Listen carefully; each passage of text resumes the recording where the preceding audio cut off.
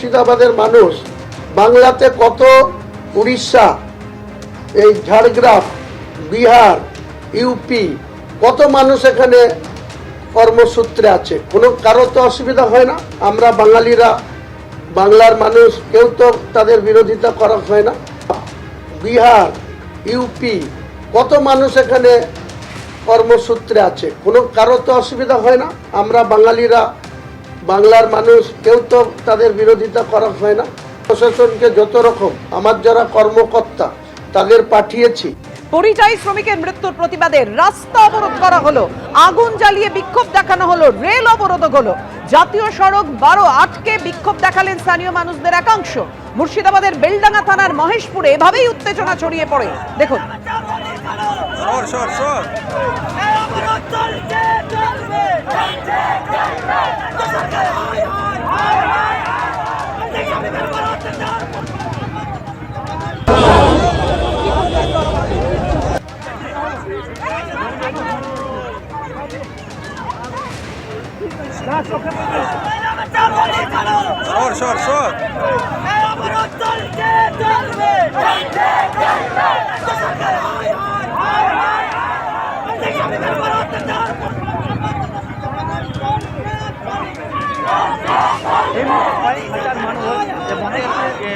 বাঙালি পরিযায়ী শ্রমিক তাদের উপরে অত্যাচার বন্ধ হচ্ছে।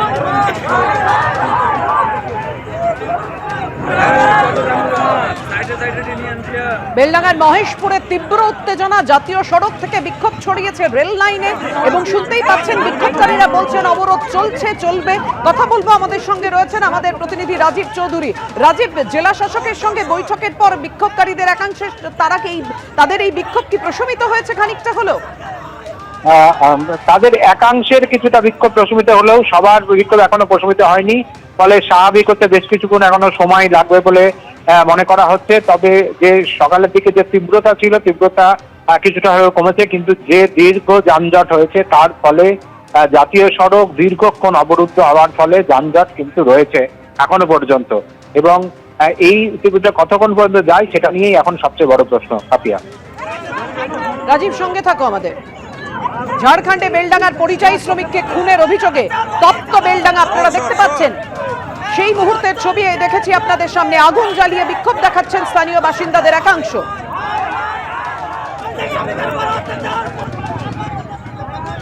সকাল 8টা থেকে যে বিক্ষোভ শুরু হয়, কিছুক্ষণ আগে আমাদের প্রতিনিধি যেমনটা জানাচ্ছিলেন যে জেলা শাসকের সঙ্গে বৈঠকে বসেন স্থানীয় মানুষদের একাংশ, বিক্ষোভকারীদের একাংশ খানিকটা প্রশমিত হলো, এখনো বিক্ষোভ চলছে।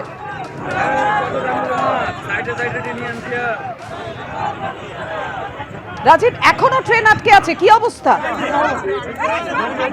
সেই অবরোধের জেরে কিন্তু ট্রেন এবং জাতীয় সড়ক এখনো স্বাভাবিক হয়নি বলে আমরা জানতে পারছি, এবং যেভাবে জাতীয় সড়ক অবরোধ দীর্ঘক্ষণ ধরে হয়েছিল, তারপরে তার যে হ্যাংওভার রয়েছে সেটা বেশ কিছুক্ষণ সময় লাগবে বলে আমরা এখনো পর্যন্ত জানতে পারছি। তবে সেই সকালের যে তীব্রতা সেটা অনেকটাই কমেছে। ধন্যবাদ রাজীব।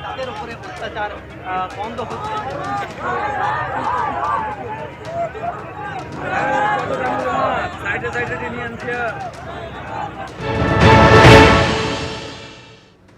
মহেশপুরের সেই জাতীয় সড়কে দাঁড়িয়ে রয়েছি, দুই দিকের লেন কিন্তু বন্ধ, এবং তোমাকে দেখানোর চেষ্টা করব যে দুই দিকের লেনে প্রচুর মানুষজন তারা অবরোধ করে আছেন এবং দীর্ঘ যানজট রয়েছে দুদিকেই। একেবারে কলকাতাগামী এবং বহরমপুরগামী দুদিকের রাস্তা কিন্তু অবরোধ হয়ে রয়েছে এবং যানজট রয়েছে এই জায়গাটায়। এবং স্থানীয় মানুষজন যারা অবরোধ করেছেন তারা একটাই দাবি করছেন যে এই যে ঘটনা ঘটেছে সেই ঘটনার উপযুক্ত শাস্তি, যারা এই ঘটনা ঘটিয়েছেন তাদের দৃষ্টান্তমূলক শাস্তি, এবং যে ক্ষতিগ্রস্ত পরিবারের যে ক্ষতিপূরণের ব্যবস্থা এইটা নিশ্চিত করতে হবে। একের পর এক মুর্শিদাবাদ জেলার পরিযায়ী শ্রমিক বিভিন্ন রাজ্যে গিয়ে, ভিন রাজ্যে গিয়ে আক্রান্ত হচ্ছেন, এর একটা হেস্তনেস্ত করতে হবে। এবং অবরোধকারীদের একটাই বক্তব্য যে যেভাবে পরিযায়ী শ্রমিকদের, মুর্শিদাবাদ থেকে বাইরে যাওয়া যে পরিযায়ী শ্রমিকদের উপর আক্রমণ করা হচ্ছে তার একবারে সুনির্দিষ্ট কোনো একটা ব্যবস্থা করতে হবে। এইভাবে একের পর এক পরিযায়ী শ্রমিক এবং তার পরিবারের ওপর আক্রান্ত হওয়ার ঘটনা আর মেনে নেওয়া যায় না বলে তাদের এই দাবি, এবং তারা চাইছেন যে একেবারে এই যে ঘটনাটা ঘটেছে ঝাড়খণ্ডে তার দৃষ্টান্তমূলক শাস্তির তারা দাবি করেছেন।